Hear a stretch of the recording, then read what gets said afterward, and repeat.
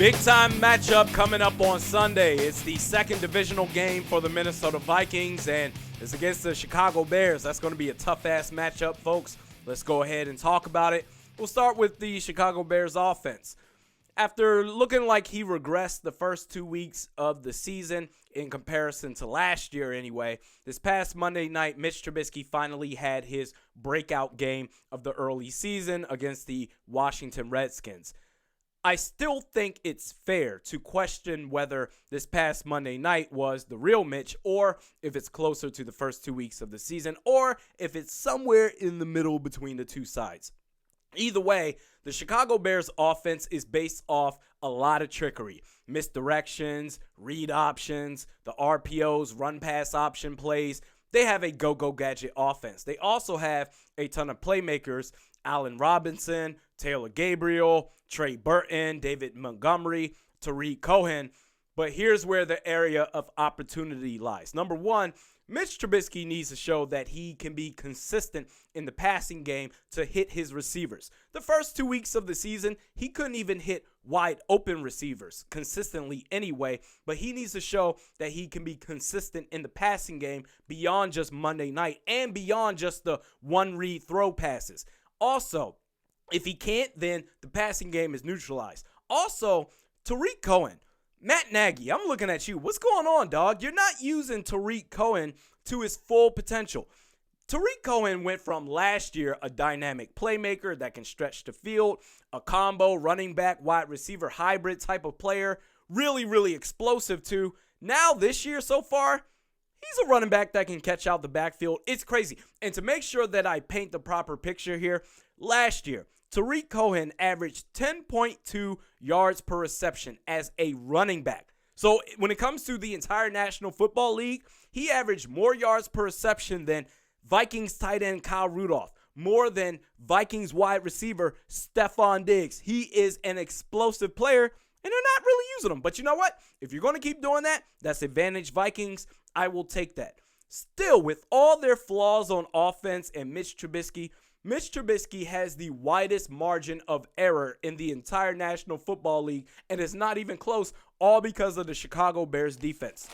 So let's look at what the Vikings defense can do. If the Minnesota Vikings are going to give themselves a chance to win this game, then the Vikings defense, this brings us to the theme of the game, they need to turn it up. Turn it the F up. You can't just be a stout defense, good on third downs. You can't just be a brick wall defense that will stop you in your tracks. You need to force turnovers. At least get one, maybe even two would be even better. You need to force turnovers because you have to expect the Chicago Bears defense to do the same. And if Mitch Trubisky is going to throw the ball like he did in weeks 1 and 2, then that gives a chance for Anthony Harris or Harrison Smith to get an interception and give a short field, a better field position for the Vikings offense. So turn it the hell up. Don't just be a stout defense. And if you can force turnovers, then the Vikings defense, you give yourselves a chance to have the Vikings defense canceling out the Chicago Bears defense to where you dumb it down to Mitch Trubisky versus Kirk Cousins. In terms of what you specifically can do beyond forcing turnovers, stay disciplined. Don't react to the play until you know for sure where the ball is going. Contain the edges. So we're talking about containing the screen passes, containing the flat routes, containing Mitch Trubisky getting outside the pocket and advancing the ball with his legs. Anthony Barr, I saw that he was limited in practice yesterday. Whether he plays or not, I'd like to see heavy usage of Jaron Kearse. This game is screaming for Jaron Kearse to be out there for a ton of plays on the defense because he has the speed necessary to be that safety linebacker, but play at the second level to contain those edges to stop Mitch Trubisky in his tracks. Also, the cornerbacks, to counter the quick passing game, you need to play press coverage. So that way, at the very worst, you can at least make a play on the ball or at least stop them as soon as they catch it. But maybe even make a play on the ball, tip the ball up for grabs for one of the safeties to come down with it and make an interception. We get to the Chicago Bears defense.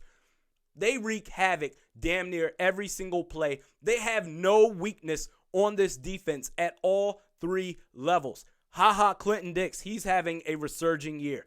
Eddie Jackson, he's playing like the second coming of Ed Reed.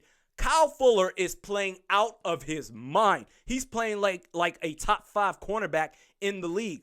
Roquan Smith, Danny Trevathan, Khalil Mack, we already know what he's about. Akeem Hicks, he's an absolute force in the interior of the trenches. And one guy who I think doesn't get talked about enough, and the more that I see him play, the more he's becoming my favorite player on this Bears defense. I'm sure Chicago, the local media in Chicago, I'm sure they talk about this guy, but the national media, all you hear with the Bears defense is Khalil Mack, Akeem Hicks, and Roquan Smith, and maybe Kyle Fuller. But Leonard Floyd, I'm telling you right now, Leonard Floyd is a super underrated player. He has a lean build as a defensive end. Kind of reminds me Jason Taylor, the way he's built. But still, he's just as strong as any defensive end out there in the league. But he uses his length and his intelligence to make plays. It's really a treat to watch if you watch the game film. He uses his length, his arms, to push off the offensive lineman, kind of like an offensive lineman would do for defensive linemen, defensive edge rushers. He uses his hands like an offensive tackle to back up those offensive tackles behind the line of scrimmage. But he's not just going after the quarterback and relentlessly just over pursuing the plays. He uses his length with his arms to create space to where he can survey the quarterback. Okay, what is this play? How is this play developing? And if it's simply the quarterback dropping back to pass, then all of a sudden he'll say, okay, I'm pushing this tackle back and I'm going to sack the quarterback. Or let's say it's a screen pass and it's coming to his side. Because he creates so much space with his arms and his hands, if the screen pass is coming to his side, he can all of a sudden go boop, pass off the offensive lineman like he's nothing and go after the ball carrier. He's becoming my favorite player on this Bears defense. So what can the Vikings offense do? What can they do? Number one, run the ball. Last week, the Oakland Raiders came in as the 5th best run-stopping defense. This week, it's the Chicago Bears as the 5th best run-stopping defense. Make the Bears prove that they can stop this rushing attack. We know that they can stop anybody, damn near anybody, but make them prove that they can stop this rushing attack. With that said, I'm not expecting Dalvin Cook to get over 100 yards like he did the first 3 games of the season. I'm expecting more somewhere along the lines of 75 to 80 yards rushing this game. Still, that can be effective enough, and you need your blockers up front beyond just the offensive line, the tight ends. You brought in Laquan Treadwell, and then also you need to open up the buffet line to serve all-you-can-eat ham hocks. I'm talking about C.J. Ham. Let me tell you something, folks. The first 3 games of this season, C.J. Ham has been busting heads, has been laying the wood out there. He's a great perennial blocker and lead blocker for Dalvin Cook. So be physical, give Dalvin Cook the chance to get to the line of scrimmage, and let him take off from there.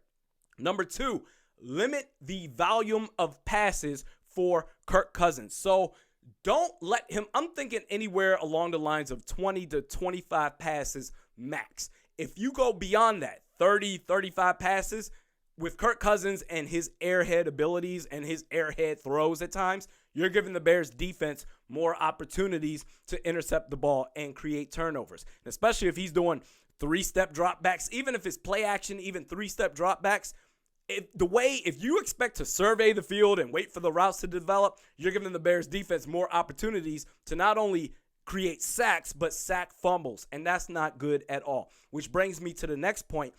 Utilize the quick passing game. Let your receivers make plays and get yards after the catch, and throw with purpose like Mark Schlereth said that you did Kirk Cousins against the Oakland Raiders. So use the quick passing game. And lastly, expect chaos. You can't counter this Chicago Bears defense. You really, really can't. You just have to minimize the damage. So expect chaos, Kirk Cousins. The reckoning is coming, and there's nothing you can do about it. Think about this. Bears-Packers week 1. I think it was at Soldier Field, but I can't remember. Bears-Packers week 1. The difference between the Packers being able to win that game, it came down to one play. One. Just one. One play to Jimmy Graham to score that touchdown. That was the difference in that 10-3 game for the Packers to win that game. There's going to be chaos, but keep your head in the game to where find that one pass, just that one play that you need to make that can be the difference, especially if the Vikings defense steps up. That one play you need to make that can make all the difference in the world, that can be just enough to win that game.